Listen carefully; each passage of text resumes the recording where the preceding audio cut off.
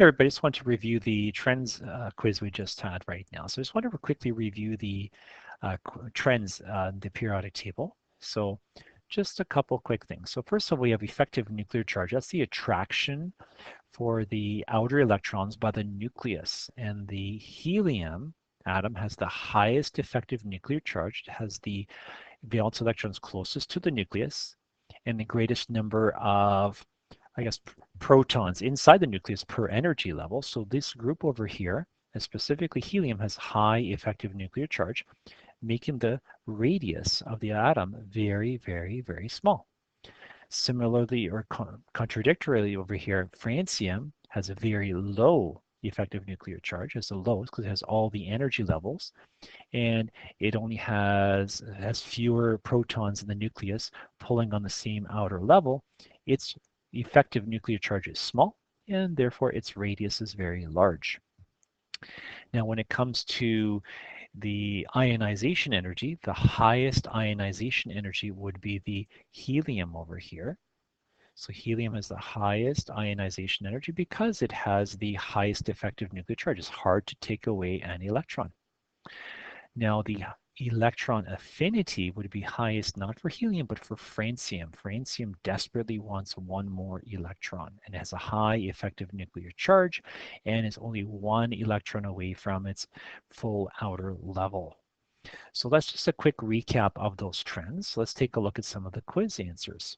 So the first one, which of the following is true? Ionization energy decreases. No, no, no, no, no. It actually increases because hold on to the electrons, or in fact, you want more electrons. Atomic radius increases? No, it decreases because there's more effective nuclear charge going across. Effective nuclear charge increases? That's correct. Electron affinity increases down a group? No, it actually decreases. Remember, fluorine has the highest. So correct answer would be C. Next one, what does this represent? We're here, it looks like we're adding an electron. So when you're adding an electron, the energy it's released is called the electron affinity. So that's what this is here for this one. Okay, these two involve trends. So we have to arrange these different elements in order of increasing reactivity and increasing electron affinity. So the best way to do this is to look at your periodic table and look at where they are located. So I've highlighted here barium, copper, chromium, and calcium. And you think of what the trend is reactivity. So we know the most reactive metal is going to be francium. It's desperate to get rid of its electrons. So the closer you are to francium, the more reactive you are. So the most reactive would be barium, least reactive would be copper, and you just arrange them in sequence. How about this? Electron affinity. So similarly, what you do here with the electron affinity is you think who wants electrons the most? It will be fluorine. And then you find all these elements. I've got iron, potassium, tantalum, oxygen. Whoever's closest to fluorine will be reactive. So here, oxygen's the most reactive. Potassium is least. So you arrange them in increasing reactivity or electron affinity, sorry. All right. Next trend would be you have to arrange these in increasing atomic radius. Well, what you should know is that cations, positively charged ions, have the smallest radius because you have more effective nuclear charge on fewer electrons. And then here you've got your anions. And remember, the effective nuclear charge has to act on more electrons. So it's spread out more. So it's less attraction per electron. So the more negative charge, the larger you are. So the smaller you are, the more positively charged. So basically, increasing radius, you start with the most positive and end up with the most negative. So this would be the sequence that you'd use. The next one is this. You're looking at these and you're looking at which element has the highest ionization energy for first, second, or third ionization energy. So let's look at the noble gases. Noble gases would be hard to remove all the electrons. So you can see here that element A, all of the ionization energies are high. You can't even get rid of the first electron without expending a lot of energy. Element B looks like you can remove the first, second quite easily, and then the third, there's a big jump here. So probably have two outer electrons, and this would be the alkaline earths.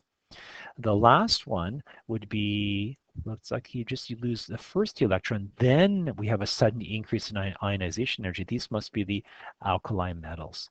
So the correct answer would be A and B over here, respectively. Now the last you have to do is you have to tell me what's the difference between boron and oxygen using key terms. And you have to use a Bohr-Rutherford diagram. So let's look at the Bohr-Rutherford diagram for each. So you can see here that boron has 5 electrons, 5 protons in the middle. Oxygen has 8 protons and 8 electrons. But now we're going to focus on the outer electrons. So first of all, let's do the effective nuclear charge. We can see here that we're going to have 5 protons here. In boron, they're all pulling on the outer level, pulling it in. So 1, 2, 3, 4, 5.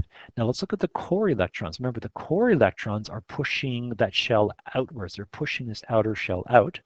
So we're going to have 1, 2 pushes. Oops, sorry, it should be the other way. So these cancel, these cancel. Here you have an effective nuclear charge of 3. Sorry. How about oxygen? Well, oxygen here is going to have 8 pulls. So 8 of these pulls going in. 1, 2, 3, 4, 5, 6, 7, 8. Remember, these are the protons attracting the outer energy level here. And let's look at the repulsion here. So the inner core electrons here, these two are repelling the outer shell. So I'm going to put that like this. So we're going to have 2 of these poles are canceled, which is leaving 1, 2, 3, 4, 5, 6 poles remaining. So the effective nuclear charge of oxygen is going to be 6. And what happens with the radius? Well, obviously, you have more effective nuclear charge, your radius is going to be smaller. And that's really what I'm looking for over here. So you got more protons in oxygen, and therefore you have higher effective nuclear charge, greater attraction of positive charge of the nucleus on the same, or the outer orbital electrons, the same outer orbit. So you have to just explain it and we're good to go. And that's it for the quiz. So your sign will have similar questions, but you have to do some interpreting from a graph as well. That's it, guys.